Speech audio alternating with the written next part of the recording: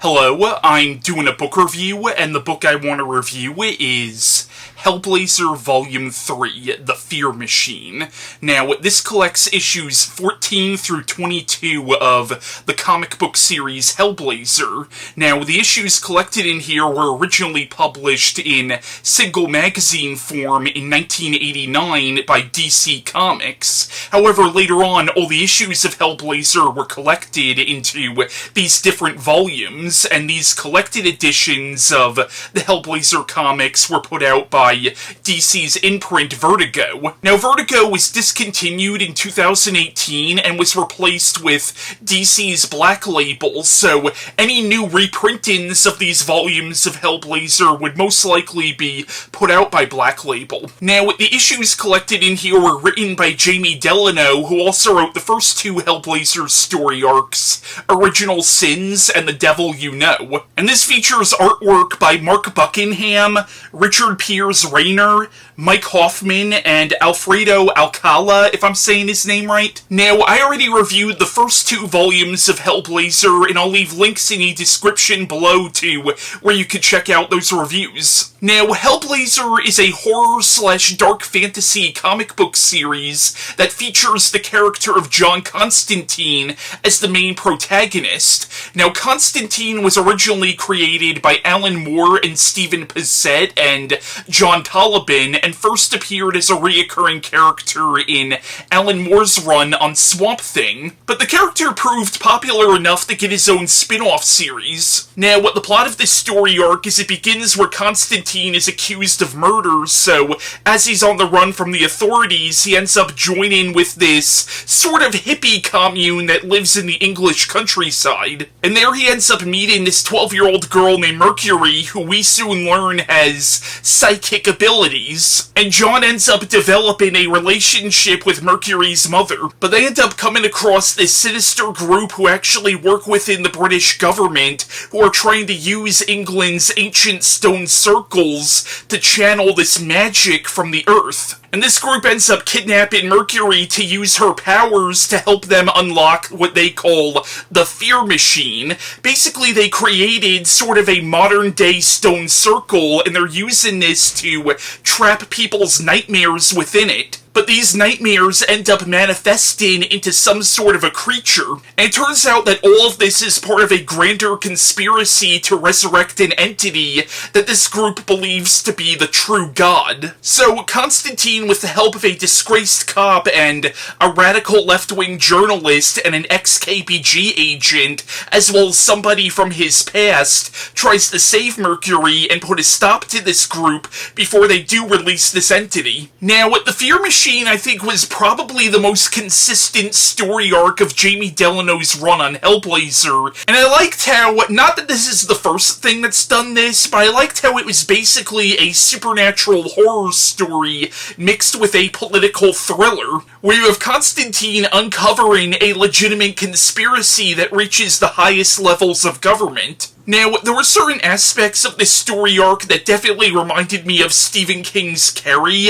but all the stuff with Stonehenge and these, Celtic cults and this sort of combination between science and the supernatural reminded me a lot of the works of Nigel Neal. This comic almost felt like, what if Nigel Neal wrote a Hellblazer story? And some of the artwork in here is astounding. I hate using phrases like trippy or psychedelic because I feel like those terms get way overused, and sometimes I feel like those terms are vastly misapplied, but some of the imagery in here is definitely pretty far out. Especially the nightmare creature is, no pun intended, nightmarish. It's both Lovecraftian and Cronenbergian at the same time. And the characterization in this story arc is also really good. Of course, you have John Constantine, who I think there's definitely a reason why this character resonated as much as he did when these comics were first published in the 80s.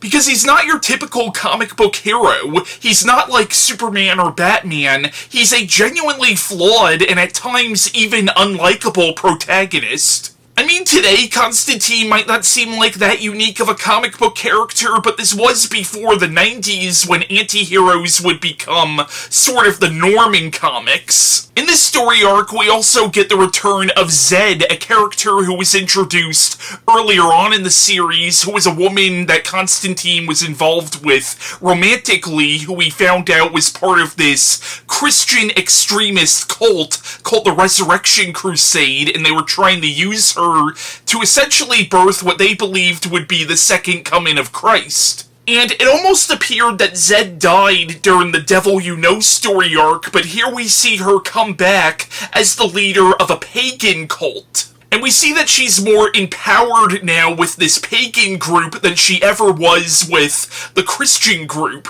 Mercury is also a very interesting character, and the villain of this story arc is genuinely pretty terrifying. Now, probably my favorite character in this story arc was the character of Jeffrey Talbot, who is the disgraced police detective that Constantine teams up with. And he ends up being a pretty tragic character. The reason he was disgraced was because he exposed corrupt police officers. But this made him and his wife the target of hate mail and death threats, which ultimately drove his wife to suicide. So he ends up being a pretty sad and tragic character, but he is kind of a jerk at some points because he's definitely implied to be a little more conservative-minded, whereas Constantine and some of the other characters are definitely more liberal. And the journalist that they team up with is gay, and when Talbot first meets him, he asks, "Are you a queer?"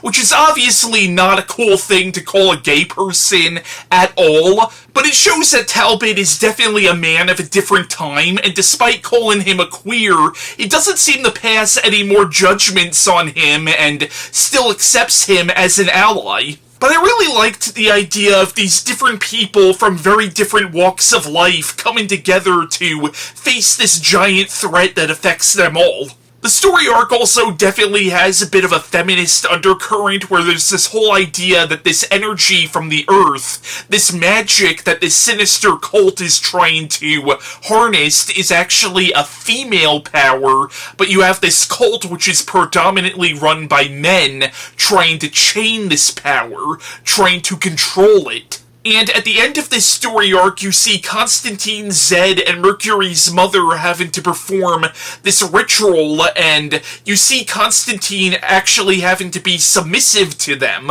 Now, Hellblazer comics are in the same universe as Neil Gaiman's Sandman series, and there's actually a brief cameo appearance in one of the issues collected in here from Morpheus, better known as Dream of the Endless. It's actually a flashback to the issue of Sandman where John Constantine appeared. But I'm not gonna lie, I actually did kind of fanboy at the Morpheus cameo, even though I shouldn't have been surprised by it at all. But I am a pretty big Sandman fan, and I'm really excited for the new Netflix series that's coming out in August. Now, all the stuff in this story arc about a sinister government organization using psychics to enter people's minds or dreams reminded me a lot of Stranger Things. And honestly, there are a lot of similarities between the character of Mercury from this story arc and the character of Eleven.